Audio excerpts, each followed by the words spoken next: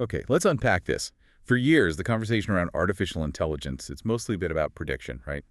AI predicts the weather, predicts what you might buy. Or even how existing drugs might work, yeah. Yeah. Analyzing knowns. Exactly.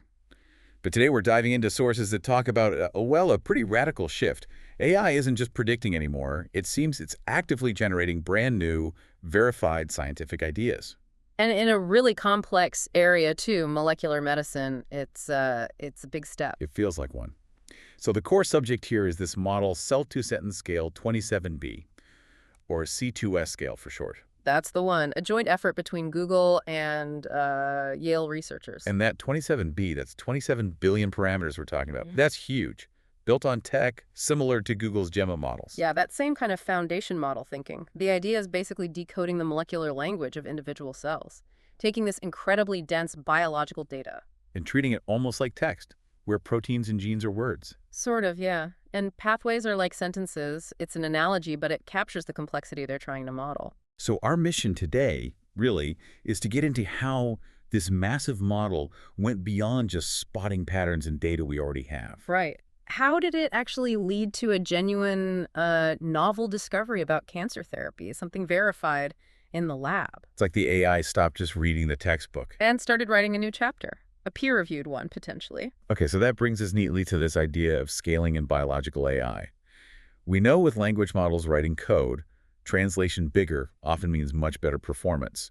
These scaling laws, do those same rules apply when you're dealing with, messy, complicated biology? It seems they do. Earlier work had already shown that, yeah, biological models follow similar scaling laws to language models. More parameters generally meant better performance, more accuracy. Okay, so bigger is better for accuracy, Hmm. but does it only improve accuracy? Or does it do something more? That's the crucial question, isn't it? The question C2S scale was really designed to tackle. Does making the model massive just make it a better calculator for known problems? Or can that sheer scale unlock something new, like genuine new insights, things we haven't thought of? Exactly. Can it generate testable scientific hypotheses? And the answer seems to be yes. C2S scale suggests it moves AI into active biological discovery. How do they demonstrate that? What did the 27 billion parameters let it do that smaller models couldn't? It seems to have unlocked what the researchers are calling conditional biological reasoning. Conditional reasoning. What does that mean in this context? Well, smaller models might be good at if A, then B, simple pattern recognition. But C2F scale could handle if A happens and context X is present, then B happens. But if context Y is present, something else happens entirely. Precisely. That kind of nuanced, condition-dependent thinking. And that's vital for biology because things are rarely simple cause and effect. It's always conditional. Right, biology is all about the context, and that leap from simple patterns to conditional insight, that's why this is potentially such a big deal. It really is. Okay, so to understand the kind of conditional reasoning this AI pulled off, we need to look at the actual problem they gave it, this challenge with cold tumors in cancer. Yeah, this is a huge hurdle in cancer immunotherapy right now. A cold tumor is basically invisible to the immune system. It flies under the radar. Exactly. It doesn't trigger the immune response needed for treatments like checkpoint inhibitors to work effectively. They often fail against these cold tumors. So the goal is clear. Find a way to turn that cold tumor hot, make the immune system see it. We need to make the tumor cells wave a flag, essentially. Display signals on their surface that the immune system recognizes as dangerous. That's the antigen presentation part. Right. The cancer cell takes a piece of itself, an antigen, and presents it using something called an MHCI complex. Think of MHCI as the cell's wanted poster. Telling T cells, hey, I'm abnormal, attack me. You got it. Cold tumors are bad at this. They don't put up enough wanted posters. Okay, goal, boost antigen presentation. But the task for C2S scale was trickier than just finding any drug that does that, wasn't it? This is where the conditional part comes in. Absolutely. Just boosting antigen presentation everywhere. That could be dangerous. You might trigger autoimmune responses in healthy cells. Right, you'd make the immune system attack everything. So the AI's task was much more specific. Find a drug that only boosts antigen presentation in tumors, where there's already a little bit of an immune signal present, specifically low levels of interferon. Interferon being an immune signaling protein. Yeah, so they were looking for a drug that acts like a dimmer switch amplifier. It only turns the lights up fully if the room is already dimly lit by the immune system. Leaving healthy, dark rooms alone. That's a sophisticated target. It is. And finding that kind of conditional effect required a new approach, what they called the two-context virtual drug screen. Okay, tell us about this virtual screen. How did they set up these two different environments?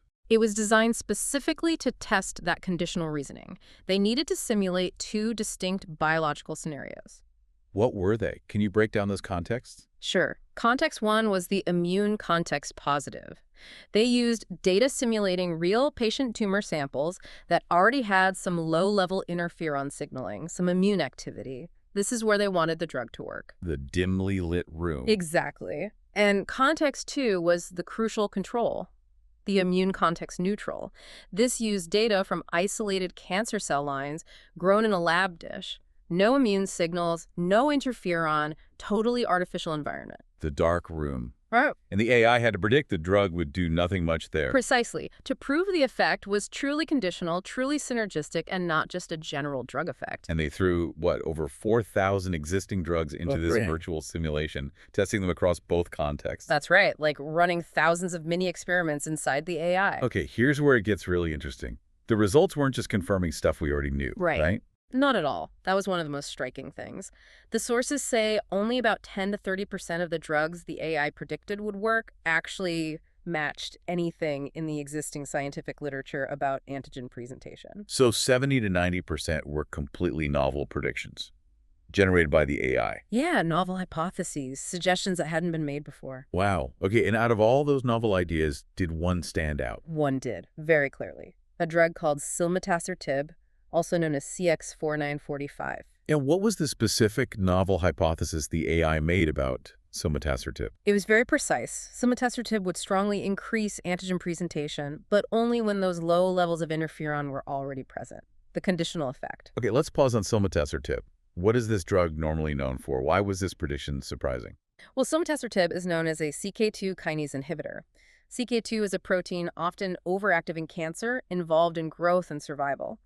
So inhibiting it makes sense for slowing cancer. Okay, so it's an anti-cancer drug candidate already. Yes, but the surprise was the connection to immune visibility. It had never been linked in the literature to enhancing MHCI antigen presentation before. That was totally new. So the AI wasn't just finding a new use for an old drug. It predicted a completely new mechanism, a synergistic one. Inhibiting cancer growth somehow also boosted immune visibility, but only under that specific immune condition. Exactly. It found an unexpected link, a conditional side effect, you could say. That's a deep discovery. Which, of course, sounds great in a computer simulation, but then came the hard part, proving it in the lab. Right, they had to validate it. And smartly, they used human neuroendocrine cell models for testing a type of cell the AI had never seen during its training phase. To make sure it wasn't just pattern matching its training data, testing robustness. Exactly. Yeah. And did the lab results match the AI's conditional prediction? What happened? They matched perfectly. The synergy was clear as day, silmatassertib on its own, no real increase in antigen presentation, low-dose interferon on its own, just a small expected bump. But together, silmatassertib plus low-dose interferon, about a 50% increase in antigen presentation. A 50% increase? That's significant. It is. What's fascinating here is that it confirmed the AI's nuanced prediction. The combination made those tumor cells significantly more visible to the immune system, just as the model said it would, under those specific conditions. The AI found the key to unlock that visibility, but only when the immune system was already whispering nearby. And the implications are pretty big. First, it's a landmark validation. The first time an AI model of this scale generated a novel cancer biology hypothesis that was then experimentally confirmed like this. It proves AI can discover these condition-dependent drug effects, which are vital for immunotherapy. Absolutely crucial. Think about combination therapies. This isn't just finding a drug, it's finding how drugs can work together under specific biological circumstances. It opens the door to designing therapies specifically to turn those cold tumors hot. That's the potential, yes. Designing intelligent combinations where drug A primes the environment so drug B can deliver the knockout blow, and the AI helps figure out those complex interactions. So what does this all mean then, looking forward? This C2S scale study seems to show these large biological models aren't just analytical tools anymore. No, they seem capable of generating genuinely new, testable scientific ideas. They can predict complex cellular behavior, run these incredibly sophisticated virtual screens? Like having thousands of tireless, hypothesis-generating researchers working 24/7. In a way. And the researchers at Yale, they're now digging deeper into how silmatostatib does this. What's the exact molecular mechanism behind this synergy? And they're looking to validate other conditional predictions the AI made. And for you, listening to this, maybe the biggest takeaway is the potential acceleration. Yeah, think about research timelines. This study combined virtual screening with targeted lab work.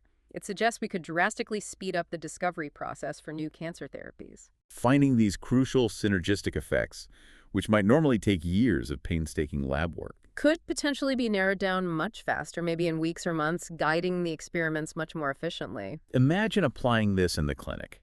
An AI predicting not just which drug, but under which conditions it works best for a specific patient's tumor environment. That's the dream of precision medicine, isn't it? Moving beyond trial and error.